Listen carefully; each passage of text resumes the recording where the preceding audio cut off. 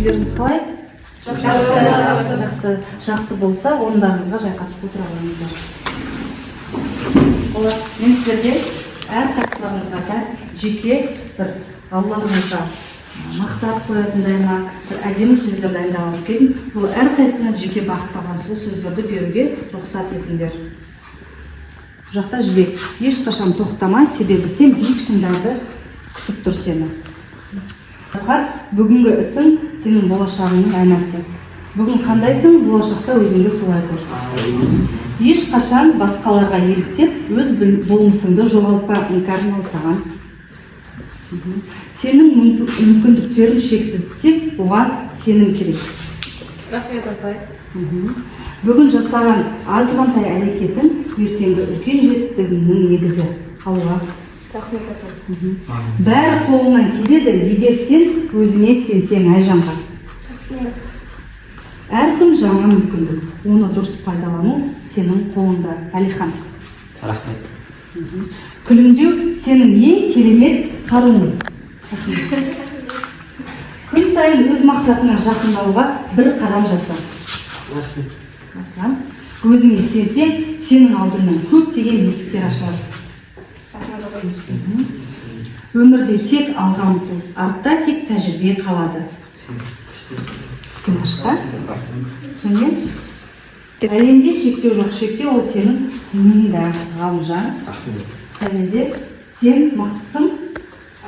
Рахмет. Олай болса, балалар, бүгінгі сабағымызды бастамас бұрын сіздерге бір жақсы бейнеролик көрсеткім келіп тұр. Осы сөзді үнемі өзіңе қайталап жүр. Үнемі өзіңе мен мықтымын деп қайталап жүр. Егер сен өзің әлсіз болсаң, ешкім келіп саған сен мықтысың деп айтпайды.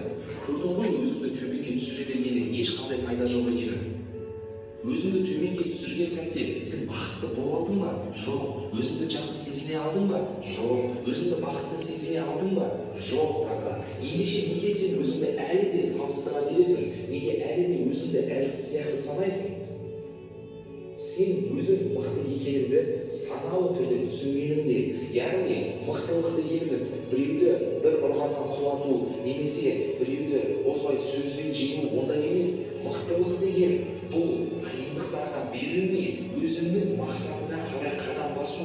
Сонда сені адамдар да сыйлай алатын болады. Сонда сені бүкіл құрметтей алатын болады. Және ең бірінші орында өзіңе деген сенімділігің одан әрі ұлғаятын болады. Қашан? Ол өзіңді мықтымын деп қабылдап үйренгенінде. Әлемде барлық адамдар сен сияқты. Сенен қатты бір мықты емес, сенен қатты бір ақылды емес, және сенен қатты бір гений емес. Олар да сен сияқты жай қарапайым адамдар. Неге олар жетістікке жетіп жатыр? Себебі олар сенен ерте бастаған. Брайан Трейсидің осы сөзін ұмытпа. Ешкімде бізден ақылды емес, ешкімде бізден мықты емес, және сәйкесінше ешкімде бізден орасан зор күшті емес, жай ғана олар бізден ерте бастаған. Демек, бүгінгі күнің саған келіп тұр ма? Демек, бұл күн саған берілген мүмкіндік, жаңа өзіңді қалыптастыруға, жаңа өзіңді қабылдауға, және де өзіңнен жаңа тұлға жасауға беріліп тұрған мүмкіндік. Оқушылар қазір тамашалаған видеороликтен қандай әсер алдыңыздар? Соны ортаға салсаңыздар. Өзімізге сенімділік алдық, үлкен рух алдық осы видеодан, үлкен мотивация болды. Өзіміздің ешкіммен тең емес екенімізді, яғни біздің ерекше тұлға екенімізді, және де өзімізді мықты деп санауымыз керек екенін, ешкімге еліктемеу керек екенін түсінген болатынбыз. Өте жақсы. Бұл видеороликтан мен әрбір тұлғаның өзінше ерекшеліктері бар екенін түсіндім. Және де ешкімнен әлсіз емес, тек адам өзін мықтымын деп жүру керек. Сол кезде ғана оның мықты екенін біліп жүреміз.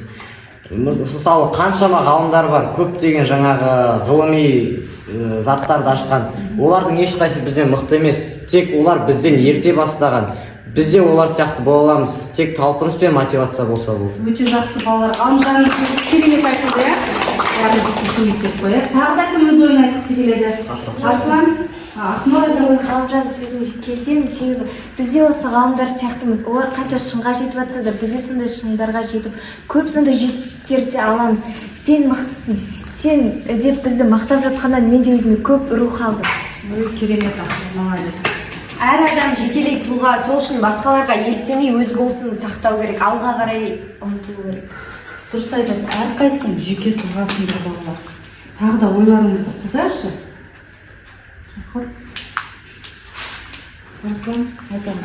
Осы видео арқылы мен өзімнің ішімде сөніп қалған мотивацияны оятқандай болдым. Себебі осы өйткені мысалы көптеген ғылымдарда бізге мысал келтіріп айтты, және осы сияқты бізде ол ғылымдар сияқты алдымызға мақсат және арман қоя білсек, бізде олар сияқты болған мүмкін. Себебі біздің болашағымыз әлі алда, әрі бізден қолымыздан келетін көптеген істер бар. Мықтылық деген ол біреуді ұрып жеңу емес, мықтылық деген ол өзіңе деген сенімділік. Өте жақсы. Яғни балалар, бәріміз де қандаймыз?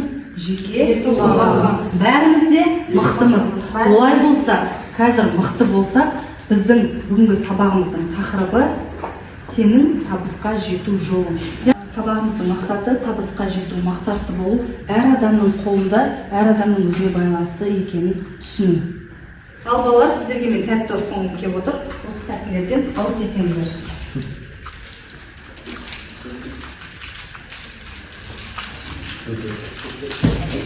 Ауыз бөліңдер. Біреуді бере аламын.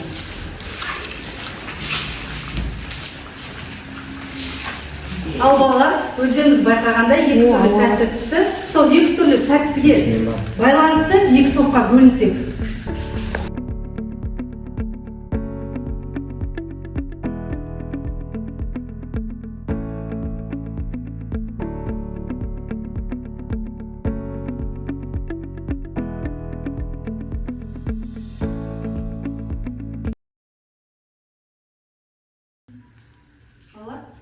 Екі топқа екі конверт береді. Екі конвертте екі тұлға жасалған.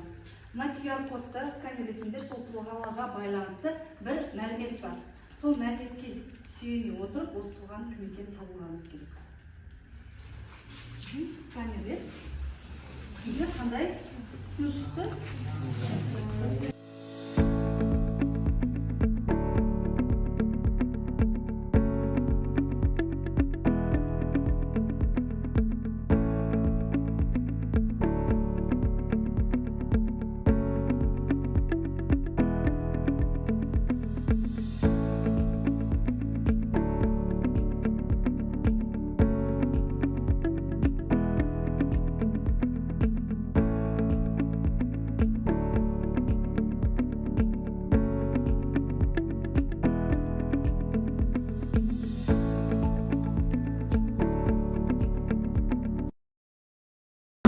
Ал олай болса, бірінші топ болыпты. Бірінші топ сіздерде қандай сөз шықты жасырылған?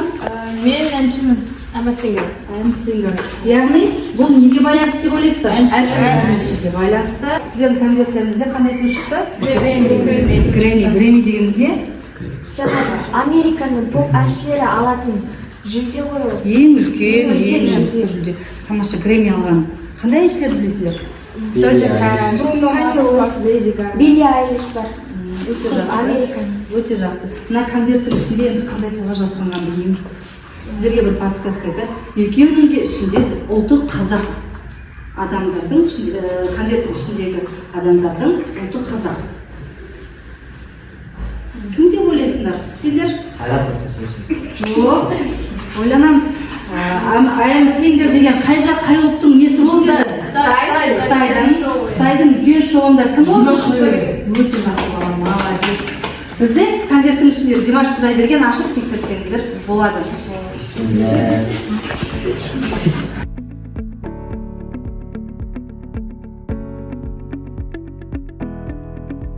Бірінші топ кім түсті? Димаш Құдайберген. Өте жақсы. Екінші топ сіздерден қандай тұлға деп ойлайсыздар жасырынған? Қазақтан Грэмми алған. Ойлаңдаршы, бір адам бар Грэмми алған. Иә, сол бір адам бар, бірақ соған бір. Мәлімет айтасыз ба соған? Подсказка берейін ба? Иә. Жақсы. Мына музыка таныс па? Молодец екен. Өте тамаша жарайсыздар балалар. Яғни конверттеріңізді ашып тексеріп көріңіздер.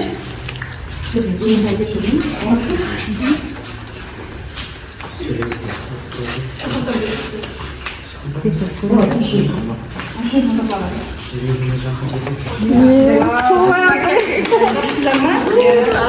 өте жақсы. Енді балалар, сіздерге 2 топқа тапсырма. Осы тұлғалардың жетістікке жету жолын сіздер интернет желісінен іздеп, бір-бірлеріңізге таныстыруларыңыз керек. Екеуі де 2 түрлі тұлға, екеуі де қазақ, екеуі де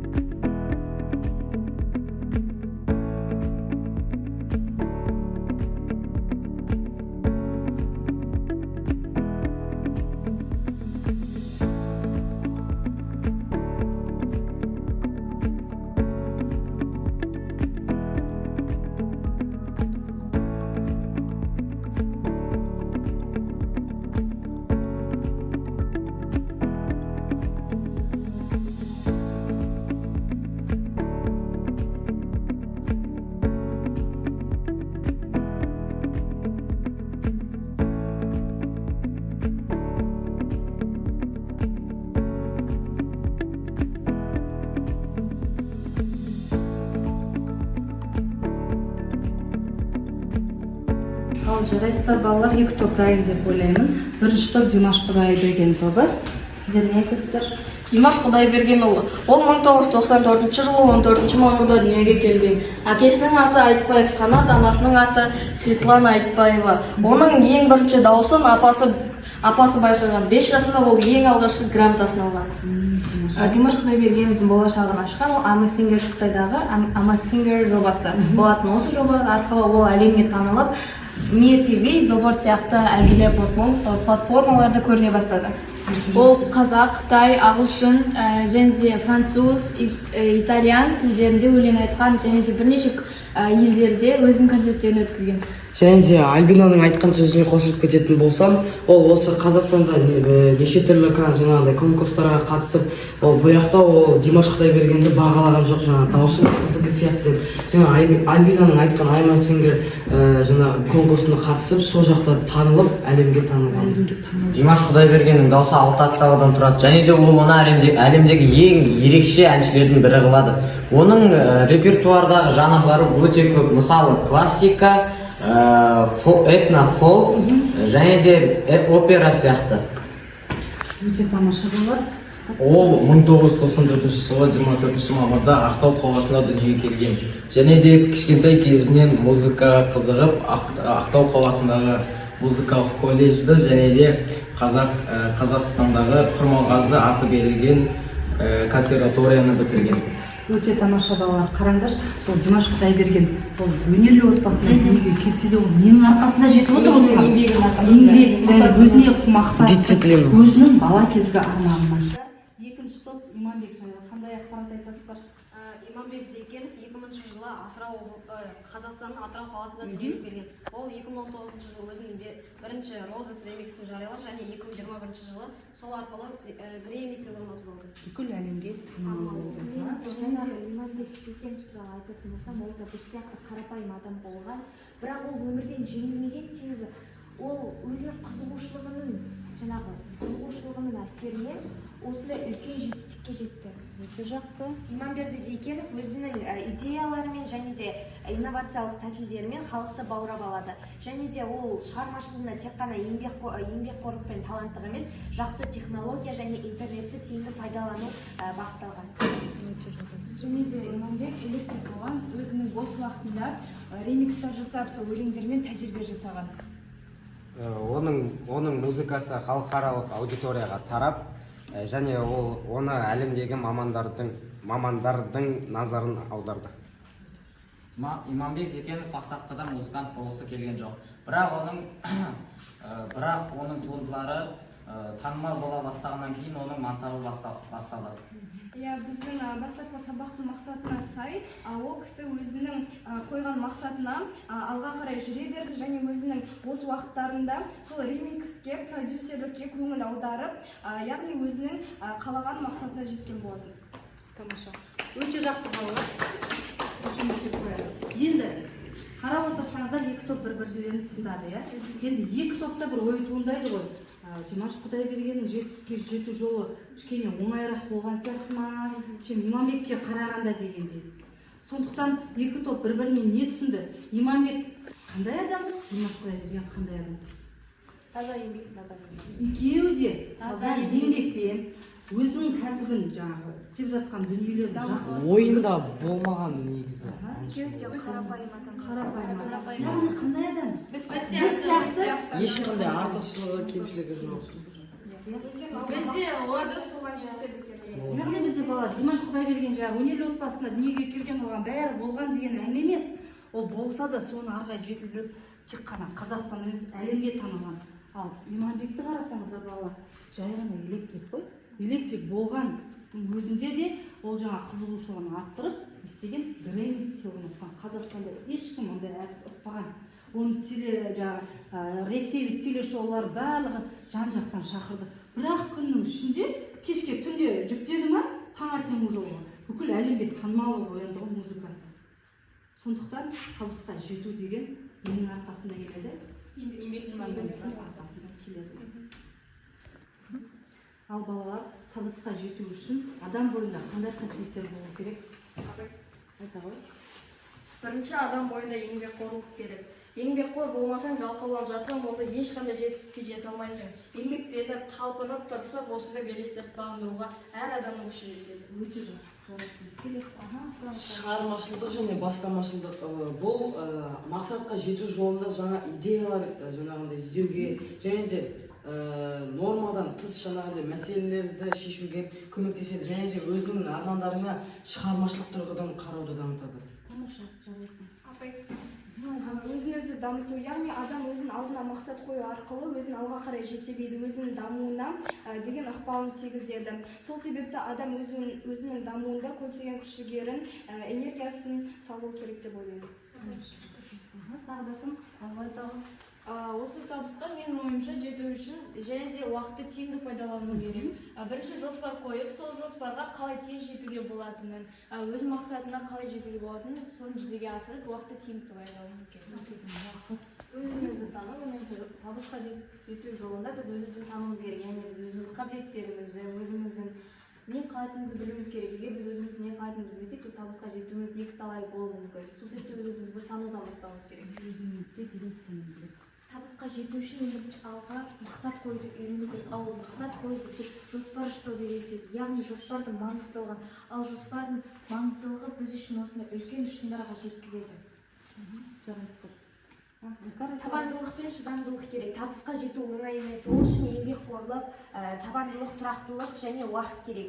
Біз қиындықтар жеңу арқылы сол табысқа жетеміз. Жарайсың. Және де жеке жауапкершілік керек. Әрбір жұмыстың артында негізінде жеке жауапкершілікпен және де күш-жігер тұрады. Сол кезде біз өзіміздің мақсатымызға, табысымызға жете аламыз. Жақсы балалар, табысқа жетуді қандай бізге күш жігер, уақыт барлығы маңызды екенін түсіндік. Олай болса сіздерге тағы бір тапсырма. Мен сіздерге мынандай армандар, өз армандарын жазатын, мынандай парақтайдарын. Яғни бұл жерге бір арманымызды жазамыз да, және сол арманға жетуге 5 қадам жазамыз. Сол бойынша орындарыңызға, қалталарыңызға жайғасып, осы арманды жазсаңыздар.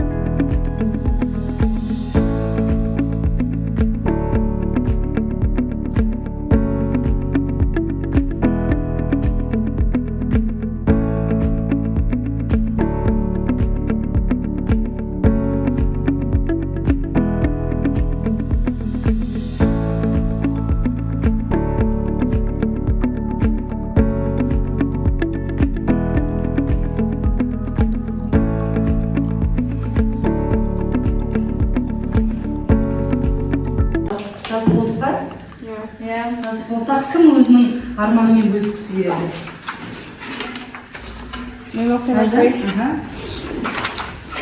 Менің арманым білікті дәрігер болу.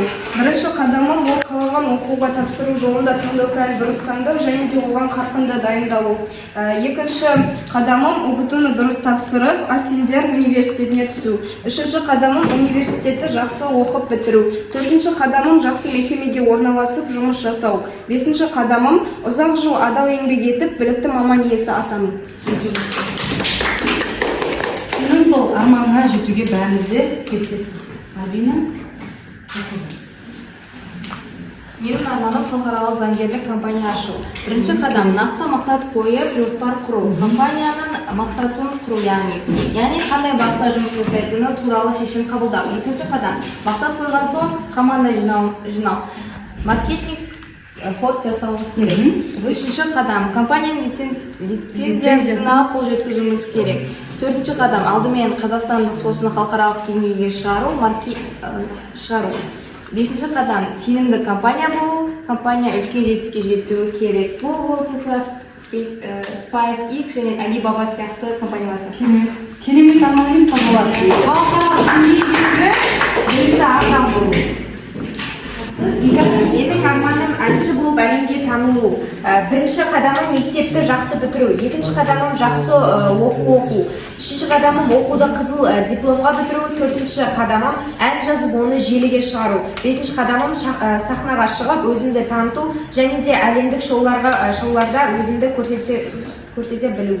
Өте жақсы балалар, қыздарды ертеңгі жобасында көреміз ба? Болашақта тағы да кім оқиды? Арман оқисың ба? Арманың. Тағы да кім бөліскісі келеді? Жібек, Алуа. Менің арманым шетелде оқу. Бірінші қадамым ол ағылшын тілін жетілдіріп, өз деңгейімді көтеру. Екінші қадамым әртүрлі тест, емтихан, яғни ұбт-дан өту. Үшінші қадам ұнатқан оқу орнына түсу. Және де төртінші қадам шетелде үй алып, бесінші қадам сол жерде орналасу. Керемет. Бәріңіз олай болса балалар. сіздердің осы жазған армандарыңыз болашақта бұл міндетті түрде орындалады. Себебі мен сіздерге таратқан қағаздарым бұл өте сиқырлы қағаз. Яғни армандарым 100% орындалады деп уәде беремін. Енді мен сіздерге дайындаған азғантай сюрпризім бар. Соны тамашалауға мына жаққа шақырамын.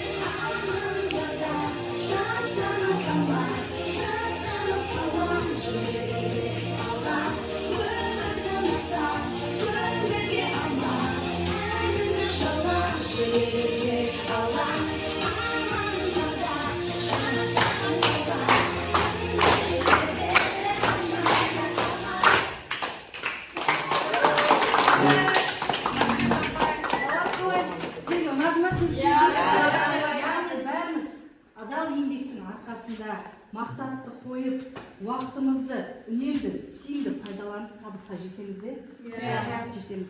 Олай болса сабағымыз аяқталды. Сіздерге көп рахмет.